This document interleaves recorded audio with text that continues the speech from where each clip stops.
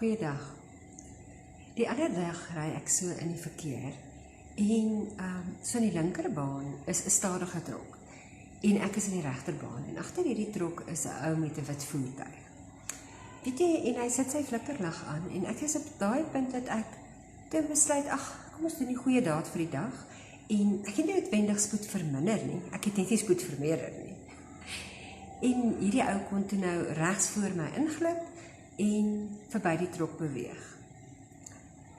En ek dink hoe dikwels, of hoe maklik is dit eintlik, vir hierdie ou nou te sê, wow, en toe sien ek hierdie gaping en toe vat ek hom.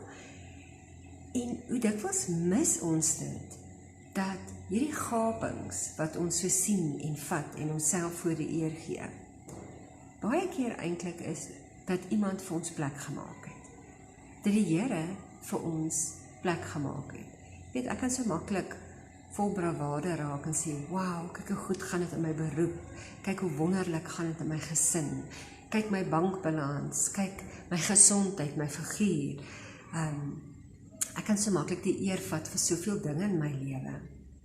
Maar miskien is dit tyd dat ek bietjie stil staan net en sê, dankie Here vir al die gapings wat U vir my maak. Hierdie geleenthede wat U my bied.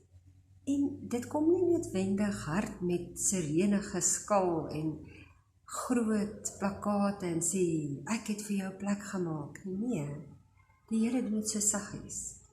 So in sy alledaagse wandel en in my alledaagse wandel. En ek kan hom net eer daarvoor en vra dat ek die geleenthede sal raak sien en sal doen wat hy wil hê ek moet doen met elkeen van hulle. Mooi bly.